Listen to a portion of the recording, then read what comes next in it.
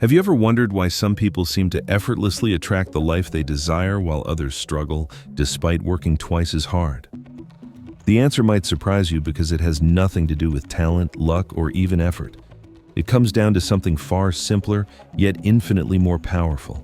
The energetic frequency you broadcast in the first few moments after opening your eyes each morning. Right now, as you're watching this, millions of people are starting their day by unconsciously sabotaging their own potential. They're reaching for their phones before their feet hit the floor, flooding their nervous system with other people's problems, notifications, and the chaos of a world that never sleeps. They're stepping directly from the realm of dreams into the prison of yesterday's limitations, missing entirely the golden window where transformation actually happens. But what if I told you that there's a 2-minute window each morning when your brain operates like a quantum computer, when your consciousness is so malleable that 3 simple phrases can literally reprogram your entire reality? What if the difference between the life you're living and the life you dream about isn't years of hard work, but rather what you choose to say to yourself before the world starts talking? Today, I'm going to share with you 3 phrases that have the power to unlock your morning potential in ways that most people never discover. These aren't affirmations that you repeat mindlessly hoping something will stick.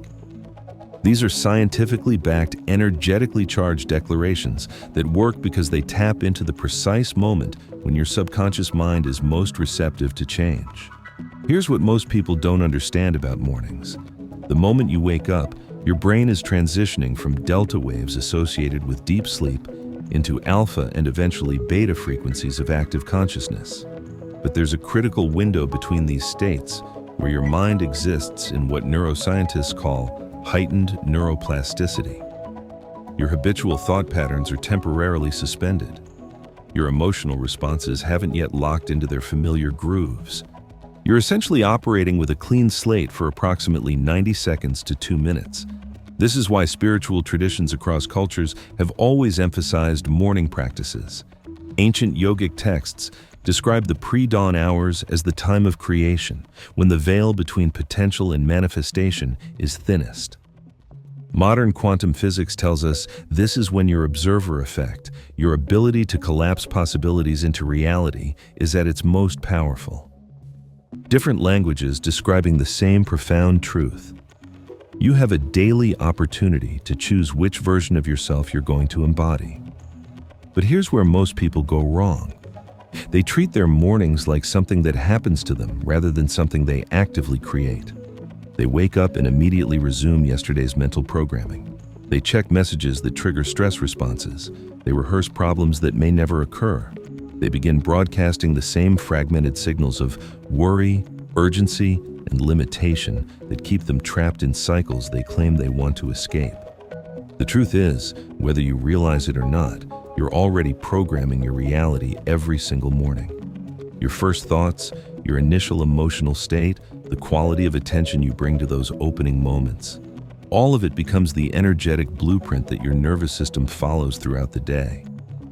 If you don't consciously choose what signal to send, your subconscious will default to whatever patterns feel most familiar, regardless of whether they serve your highest good.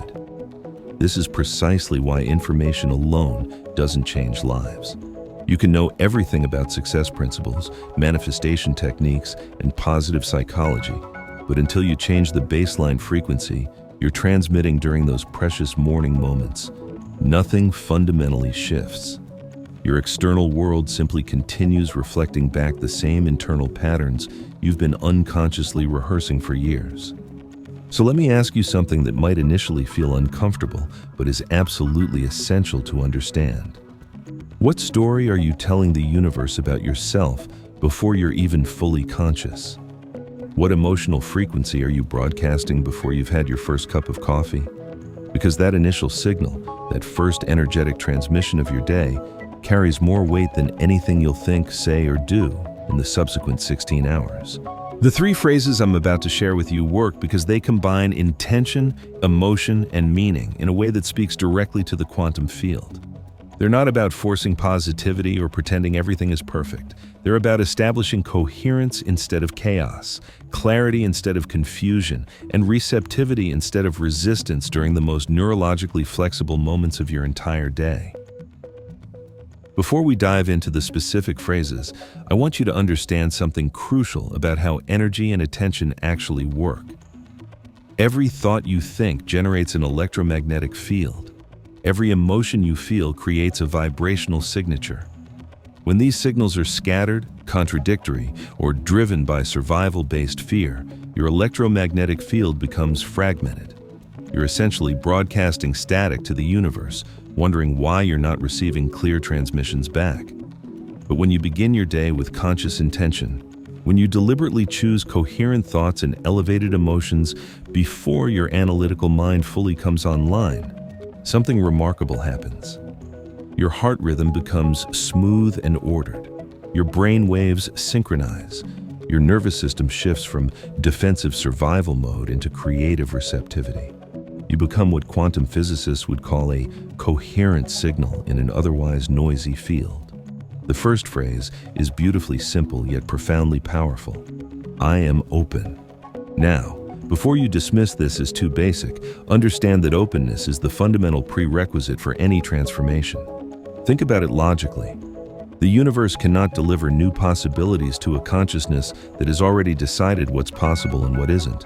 If your first thoughts each morning are variations of, I know how this day will go, or I know who I am and what I'm capable of, you've already collapsed infinite potential into the familiar limitations of yesterday's identity.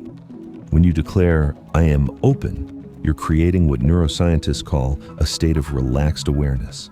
You're softening the default mode network in your brain, which is responsible for maintaining your habitual sense of self.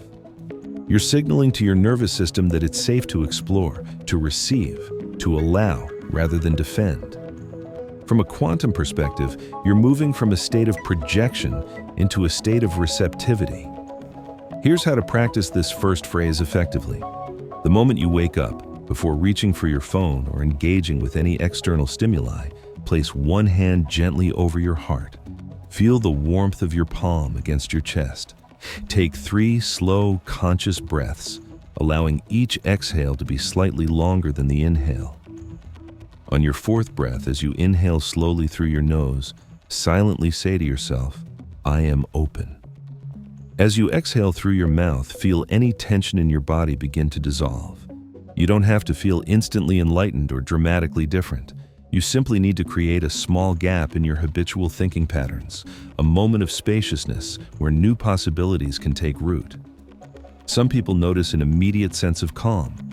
Others experience a subtle shift in perspective, as if they've stepped back from their usual mental commentary.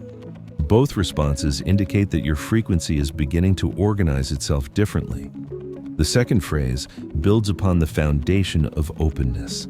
I am supported. This declaration addresses one of the most fundamental fears that keeps people trapped in survival-based thinking. Deep down, many of us operate from an unconscious belief that we're alone in our struggles, that everything depends on our individual effort, that the universe is either indifferent or actively working against us. When you wake up and immediately start mentally reviewing everything you need to accomplish, fix, or worry about, you're activating what neuroscientists call the sympathetic nervous system. Stress hormones flood your bloodstream. Your heart rhythm becomes erratic. Your brain shifts into problem-solving mode, which, while useful for certain tasks, completely shuts down your ability to perceive opportunities, synchronicities, and creative solutions that might be trying to reach you. But when you declare, I am supported, especially in those early moments when your nervous system is still soft and receptive, you begin to entrain your physiology into a state of safety. You're reminding your body that you don't have to carry everything alone. You're opening yourself to the possibility that there might be intelligence, resources, or assistance available that your survival-focused mind hasn't yet recognized. From a quantum field perspective, this phrase works because the universe responds not to your words, but to the feeling state behind them. When you embody even a small degree of trust, you emit a frequency of coherence that organizes possibilities differently than the frequency of fear or desperation. This is why trying to manifest from a state of lack so often backfires. If your underlying signal is, "I am unsupported," no amount of positive affirmations will override that deeper electromagnetic broadcast. Practice this phrase by remaining with your hand over your heart after declaring, "I am open." Take another slow breath and silently say, "I am supported." As you exhale, allow any tension in your shoulders, jaw, or chest to soften. If your mind immediately argues with this statement, if it starts listing all the ways you don't feel supported, simply notice that resistance with kindness. You're not trying to convince yourself of something that feels untrue. You're simply creating a small opening to the possibility that support exists in forms you haven't yet learned to recognize. The third phrase completes what I call the morning coherence sequence. I am ready. This isn't about being perfectly prepared for whatever the day might bring. It's about declaring your willingness to participate actively in the co-creation of your experience, rather than remaining a passive victim of circumstances. Readiness is fundamentally different from desire. Many people want change, but they're not actually available to receive it. They carry unconscious contracts with limitation. They say they want abundance while secretly identifying as someone who struggles. They claim they want love while believing deep down that they're somehow flawed or unworthy. I am ready is a declaration that you're willing to release these hidden attachments to familiar forms of suffering. From a neuroscience perspective, this phrase signals your reticular activating system, the filter in your brain that determines what information you notice throughout the day. When you declare readiness, you prime your perception to look for evidence that new possibilities are emerging, rather than confirmation that nothing ever changes. Physiologically, I am ready shifts your body chemistry out of passive waiting into engaged receptivity. It activates what researchers call the rest and digest system, while maintaining just enough energetic activation to take inspired action when opportunities arise. You're not forcing anything, but you're also not remaining stuck in paralyzed hope.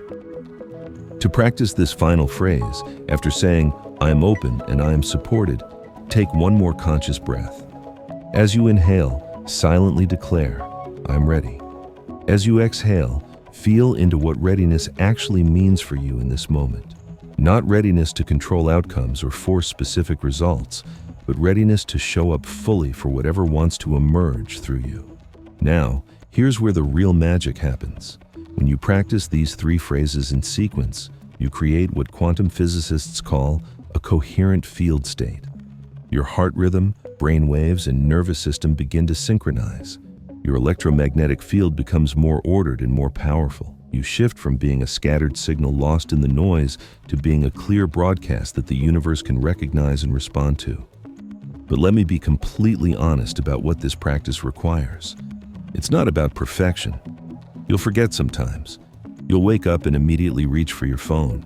You'll have mornings when anxiety or overwhelm kicks in before you remember to set a conscious intention. That's completely normal and entirely human. The power lies not in never making mistakes, but in consistently returning to this practice more often than you abandon it. Every morning, you choose conscious creation over unconscious repetition. You're strengthening neural pathways associated with intentional living. You're training your nervous system to recognize coherence as familiar rather than foreign. Some people notice changes immediately. They feel calmer throughout the day. They're less reactive to stressful situations. They start noticing opportunities and synchronicities they would have previously overlooked. Others find the shifts more subtle initially, a general sense of increased spaciousness, a feeling that they have more room to respond rather than react. Both responses are evidence that your baseline frequency is shifting. Remember, you're not trying to override your humanity or pretend negative emotions don't exist. You're simply establishing a more coherent starting point from which to navigate whatever arises. Here's a practical framework for implementing this morning practice. Set your alarm 5 minutes earlier than usual. When you wake up, resist the urge to check your phone immediately. Place your hand over your heart and take 3 conscious breaths. Then move through the 3 phrases slowly, taking time to actually feel each declaration rather than simply thinking the words. If you miss a morning, don't turn it into a reason for self-judgment. Simply return to the practice the next day. If you feel resistant or skeptical, use that as information rather than evidence that you're doing something wrong. Resistance often indicates that you're approaching a breakthrough, that your system is preparing to organize itself at a higher level of coherence. The most common mistake people make with this practice is turning it into another task to accomplish, rather than a genuine conversation with the field of infinite possibility. These phrases aren't magical incantations that automatically grant wishes. They're invitations to begin each day as a conscious participant in your own life rather than a victim of random circumstances. Think of it this way. Every morning, you're standing at the threshold between who you were yesterday and who you could become today. The quality of attention and intention you bring to that threshold moment determines which version of yourself gets activated. Most people cross that threshold unconsciously, defaulting to whatever pattern feels most familiar. But you now have the opportunity to cross it deliberately. After practicing this sequence for several weeks, you might start noticing that challenges don't destabilize you as quickly. You might find yourself having insights that seem to come from nowhere. You might discover that the right resources, people, or opportunities appear just when you need them. These aren't coincidences. They're evidence that your signal has become clear enough for the universe to respond in ways that support your highest evolution. I want to address something important before we conclude. This practice isn't about spiritual bypassing or pretending everything is always perfect. There will still be difficult days, unexpected challenges, and moments when life feels overwhelming. The difference is that you'll have established a foundation of coherence that allows you to navigate these experiences from a place of centered strength rather than reactive survival. The goal isn't to eliminate all problems, but to become someone who can meet life's complexities with grace, wisdom, and creative responsibility. When your nervous system is trained to begin each day from coherence rather than chaos, you naturally make decisions that align with your deepest values rather than your temporary fears. As we wrap up this exploration of morning empowerment, I want to leave you with this understanding. You are not a passive recipient of whatever life decides to hand you. You are an active co-creator, and your most powerful tool for creation is the quality of consciousness you bring to each new day. These three simple phrases, I'm open, I'm supported, I'm ready, are not just words you say. They are frequencies you embody. They are invitations you extend to the field of infinite possibility. They are daily reminders that you have the power to choose which version of yourself shows up in the world. The universe is always listening, always responding to the signals you broadcast. The question is, what do you want to tell it about who you are and what you're available to receive? Your answer to that question, spoken in the sacred silence of each morning awakening, becomes the blueprint for everything that follows. If this resonates with you, if something in your soul recognizes the truth of what we've explored together, I encourage you to experiment with this practice for the next 7 days. Don't approach it as a test where the universe must prove itself to you. Approach it as a scientist of your own experience, curious about what shifts when you begin each day from conscious intention rather than unconscious momentum. Your mornings are not something that happen to you. They are something you create, and in that creation lies the seed of every transformation you've been seeking. The power to change your life doesn't require years of study or complicated techniques. It requires the willingness to spend 2 minutes each morning remembering that you are more than your circumstances, that you are an infinite being temporarily wearing the costume of limitation. Tomorrow morning, when you first open your eyes, you'll have a choice. You can slip back into yesterday's frequency, or you can consciously broadcast a new signal into the quantum field. The universe will be listening either way. What will you choose to transmit?